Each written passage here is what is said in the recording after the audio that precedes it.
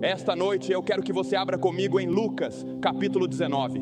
Neste capítulo, Jesus está passando por Jericó e um homem cego gritou e disse: Jesus, filho de Davi, tem misericórdia de mim. E Jesus o tocou e ele foi curado. E agora ele está passando bem pelo meio de Jericó e outro incidente acontece ao mesmo tempo e Jesus entrou e passou por Jericó. E eis que havia um homem chamado Zaqueu, que era o chefe entre os publicanos. E ele era muito rico, e ele procurou ver quem era Jesus, mas não pôde por causa da multidão. Isso significa a pressão da multidão. Isso não significa a mídia, porque ele era de baixa estatura, e correu adiante e subiu em uma árvore para vê-lo, pois ele ia passar por aquele caminho. E quando Jesus chegou ao lugar, olhou para cima e o viu, e disse-lhe: Zaqueu, apressa-te, desce, pois hoje me convém ficar em tua casa. E ele se apressou e desceu e o recebeu com alegria. E quando o viram, todos murmuraram e disseram que ele tinha ido ser hóspede de um homem que é pecador. E Zaqueu levantou-se e disse ao Senhor: Ei, Senhor, que metade de todos os meus bens eu vou dar aos pobres, e se eu tiver tomado algo por falsa acusação, dou 4 vezes mais. E Jesus disse-lhe: Hoje chegou a salvação a esta casa, pois também ele é filho de Abraão, porque o Filho do Homem veio buscar e salvar o que estava perdido. O Filho do Homem veio buscar e salvar o que estava perdido. E há milhares de pessoas aqui esta noite que estão perdidas. Você não está perdido de seus pais ou de seus amigos. Você está perdido de Deus, você está separado de Deus. E Jesus veio para te buscar e ele buscou Zaqueu. E eu vou te contar a história enquanto Jesus passava por Jericó. Agora você vê, Zaqueu era um publicano, ele coletava impostos para Roma. Ele era rico, ele era desprezado, ele era um pária social. As pessoas não gostavam dos coletores de impostos que arrecadavam tributos para um país estrangeiro. E se Jesus tivesse considerado a opinião pública? Ele nunca teria olhado para Zaqueu, mas Jesus nunca considerou a opinião pública. As Escrituras dizem que em todas as ocasiões, Jesus não fez de si mesmo uma reputação. E eu imagino que já fazia muitos meses, desde que alguém havia cruzado voluntariamente a casa de Zaqueu, um homem de grandes riquezas, mas ele era um homem solitário, ele era um homem odiado, ele era evitado por quase todos na cidade. Mas sua curiosidade o dominou, queria ver Jesus. Ele possivelmente tinha ouvido falar Jesus e tinha ouvido as pessoas chamá-lo por muitos nomes. Algumas pessoas chamaram Jesus de diabo, outros disseram que ele era um fanático, disseram que ele era blasfemador, disseram que ele era herético, disseram que ele era vidente, disseram que ele era falso, e muitos disseram que ele era, na verdade, o Filho de Deus. Portanto, naturalmente, Zaqueu tinha uma enorme curiosidade para ver Jesus. Mas você vê, para ver Jesus, ele tinha alguns obstáculos no caminho. Para chegar até Jesus, havia a pressão da multidão, uma grande multidão, e ele era um homem pequeno. E tentar se abrir caminho através daquela multidão era muito difícil. E ele também era de estatura pequena.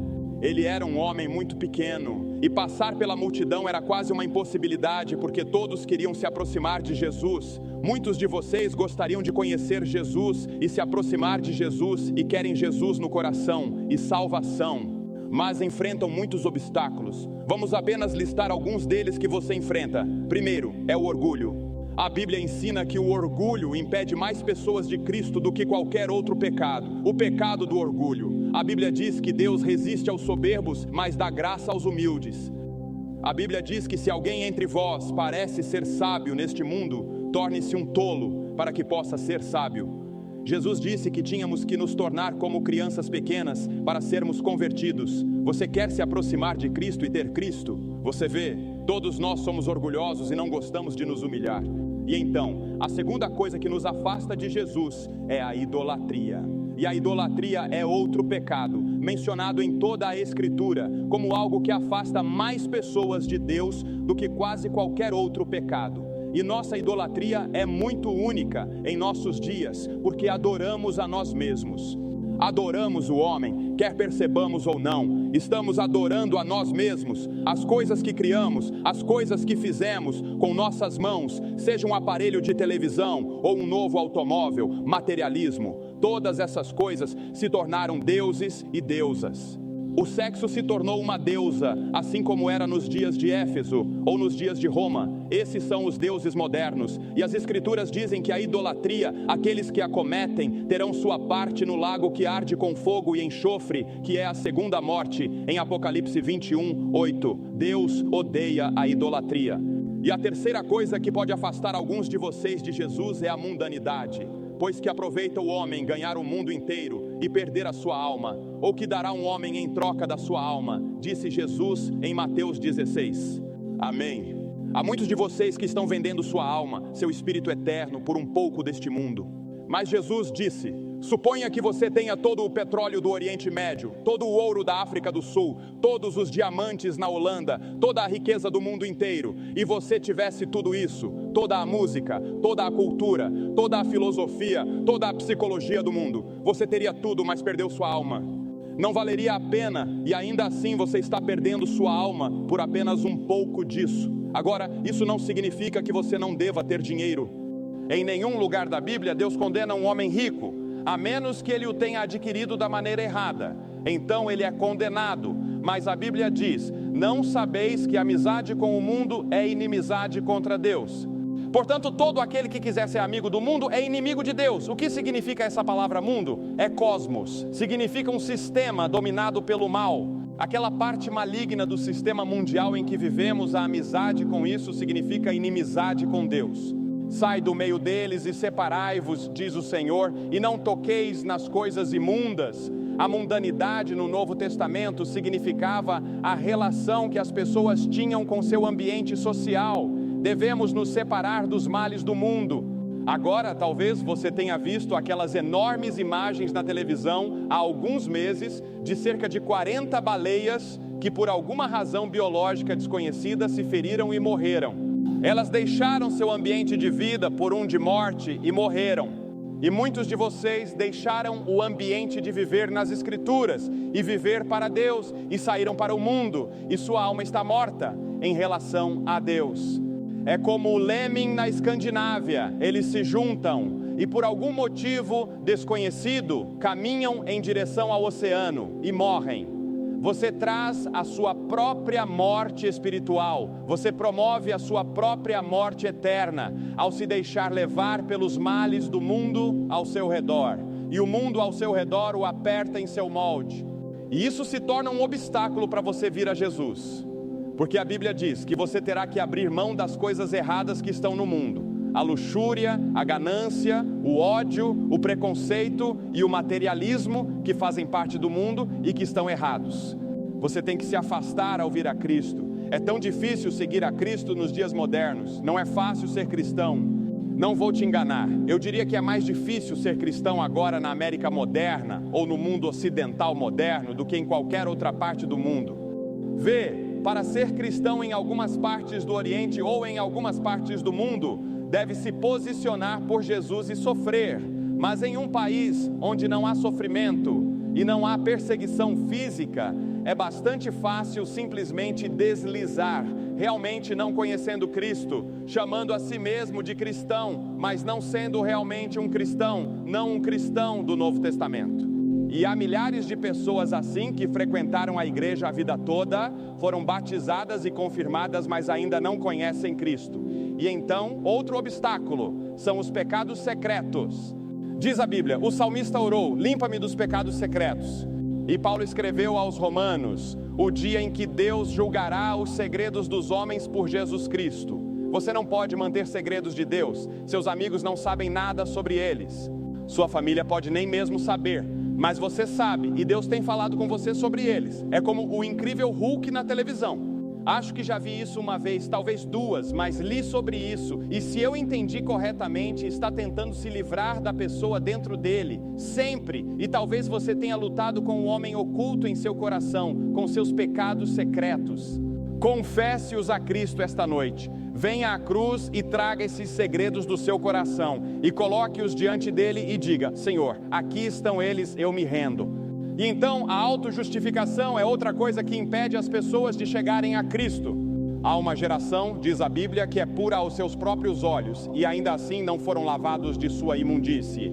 Puros aos nossos próprios olhos, nos elogiando mutuamente, dizendo que somos bons quando na verdade somos maus, dizendo que somos bons quando na verdade estamos pecando e quebrando as leis de Deus.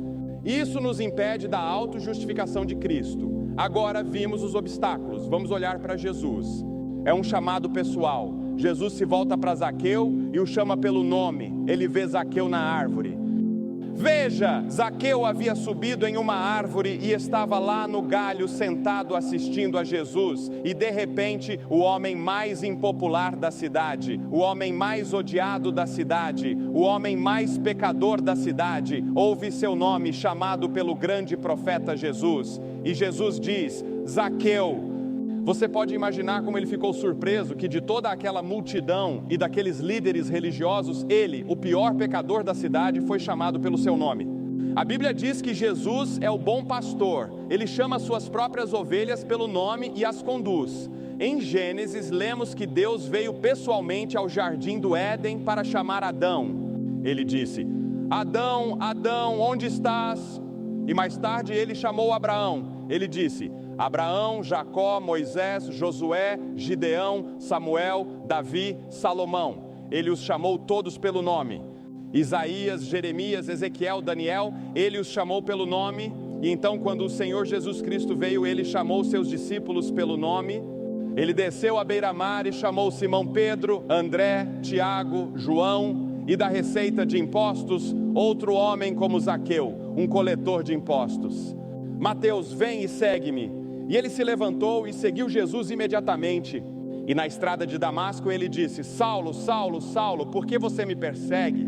E na ilha de Pátimos ele disse: João. Ele te chamou pelo nome. Qual que é o seu nome? Jim, Maria, Suzy e Pedro. Te chamou pelo nome. Ele conhece o seu nome. Ele sabe tudo sobre você. E te chamou, Maria, venha até mim. Eu quero entrar na sua casa e no seu coração. Jim, você precisa de mim. Você sabe que precisa de mim para te ajudar, para te perdoar, para te levar ao céu. Levante-se do seu assento e venha. Ele te chamou pelo nome. Ele olhou para cima na árvore e disse: Zaqueu. E era um chamado urgente. Ele disse: Zaqueu, apresse-se, tenha pressa, não temos muito tempo. E é isso que ele diz a você: apresse-se, venha rápido. Se você vai vir a Cristo, venha agora. Você pode nunca ter outro momento como este. Em nenhum lugar a Bíblia promete que você pode ser salvo amanhã. É hoje. Hoje é o dia da salvação. Agora é o tempo aceito. Pode não haver um amanhã para você. Há um pequeno verso em seu hino nacional que às vezes sinto falta quando o ouço cantado. E é uma coisa linda. Ó, Senhor nosso Deus, levanta-te. Em ti nossas esperanças se fixam. Deus, salva-nos a todos. Esta noite minha oração por você. E é isso que o Senhor Jesus veio buscar e salvar o que está perdido. Hoje Ele está chamando você urgentemente pelo nome. E foi um chamado bem sucedido porque Zaqueu se apressou. Você sabe o que ele fez? Ele não esperou para descer da árvore. Mude. O evangelista do século passado disse que Zaqueu foi convertido do galho ao chão. E eu espero que isso seja verdade. O jovem rico veio a Jesus dizendo... Ele se prostrou diante de Jesus. Ele estava correndo para Jesus, apressando-se para chegar a Jesus. E ele chegou a Jesus, mas não conseguiu pagar o preço. E ele estava perdido. Embora Jesus o amasse, e Jesus tentasse, e Jesus conversasse com ele, e lhe desse um tempo precioso, ainda assim, aquele jovem nunca veio a Jesus. Mas Zaqueu, o grande pecador, veio a Jesus. E Jesus foi à casa de Zaqueu. E você sabe o que eu acho? Eu acho que Jesus provavelmente levou Mateus com ele. E eu espero que Mateus e Zaqueu tenham entrado em uma conversa até tarde da noite. E Mateus lhe contou sobre sua própria experiência. Como ele também havia sido um coletor de impostos, como ele havia sido um pecador e como Jesus o havia chamado pelo nome. E ele disse: siga-me. E Mateus disse: eu me levantei naquele momento e o segui, e nunca me arrependi de um minuto disso. Ele mudou minha vida, ele me deu segurança, ele abençoou minha família, ele uniu nossa família. Eu morreria por ele, eu lhe entreguei minha vida. E Zaqueu ouviu isso, e eu imagino que Mateus lhe disse naquela noite: você sabe, Zaqueu, se você vier a Cristo, se você vier a Jesus, vai ter que fazer alguma restituição. Você vai ter que mudar toda a sua maneira de viver. E você vai ter que declarar abertamente sua lealdade a Jesus Cristo. Vivemos no mundo, mas não somos do mundo. Vivemos em dois mundos. Vivemos neste mundo, mas também somos cidadãos de outro mundo, o reino dos céus. E nossa primeira lealdade é sempre ao reino dos céus. Sim, imagino que Mateus lhe contou todas essas coisas. Qual foi o resultado? O resultado foi que Zaqueu recebeu Cristo. Agora, receber Cristo envolve um ato de fé além da mera razão humana. A Bíblia diz que o homem natural não recebe as coisas do Espírito de Deus, pois são loucura para ele, nem pode conhecê-las, porque se disserem espiritualmente, você não pode raciocinar até o reino de Deus, você não pode raciocinar seu caminho até Jesus. Eu não imagino que Zaqueu tenha se sentado e analisado toda a filosofia e todos os debates teológicos sobre Jesus. Ele simplesmente o recebeu com alegria, pela fé, assim como uma criança pequena, e Jesus o recebeu e o perdoou. Veja, Cristo está batendo a porta do nosso coração esta noite. Ele está pedindo às pessoas como você que o recebam, e o acusaram dizendo: este homem recebe pecadores. Você é um pecador, você quebrou a lei de Deus, eu sou um pecador. E você? Claro que sim, ele recebe pecadores. Não é uma coisa maravilhosa que ele receba pecadores? E quando eu estiver de pé e se me perguntarem nos portões do céu, quando eu morrer, qual é a senha? Eu vou dizer: não, estou aqui pela graça e pela misericórdia de Deus. Quando eu morrer e chegar às portas do céu, qual é a senha? Eu vou dizer que estou aqui pela graça e misericórdia de Deus por causa do que Jesus Cristo fez na cruz. Não estou aqui por nenhuma boa obra que Billy Graham tenha feito. Não vou para o céu porque preguei em um grande estádio cheio de pessoas como esta noite. Eu não vou para o céu porque li a Bíblia. Eu não vou para o céu porque orei. Eu não vou para o céu por causa de uma maravilhosa esposa cristã e 5 filhos cristãos. Eu vou para o céu por causa da graça e da misericórdia de Deus. Eu sou um pecador. Eu mereço o julgamento, eu mereço o inferno. Estou indo por causa de Cristo e eu recebi Cristo. Deixei-o entrar no meu coração e eu fui até a cruz. Ele perdoou o meu pecado. Eu tenho vida eterna. Eu sei que estou salvo esta noite. Eu sei de onde vim. Eu sei porque estou aqui. Eu sei para onde estou indo. E se Ele vier esta noite, estou pronto.